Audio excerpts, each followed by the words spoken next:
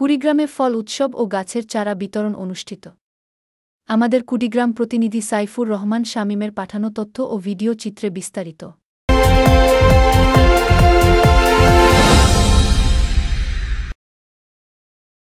কুড়িগ্রামে রাজারহাট উপজেলার উমর মজিদ ইউনিয়নের নতুন কুড়ি জুনিয়র স্কুলে বার্ষিক ফল উৎসব ও ছাইছাইদের মাঝে গাছের চারা বিতরণ করা হয়েছে।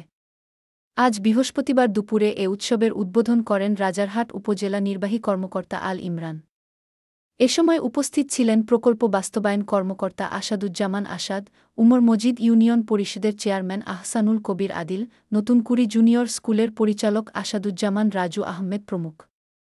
এ সময় প্রধান অতিথি উপজেলা নির্বাহী কর্মকর্তা বলেন, দেশীয় ফলের সাথে শিশু কিশোরদের আরও বেশি করে পরিচিত করতে হবে, সেই সাথে ফলজ বৃক্ষ রোপণ করতে হবে।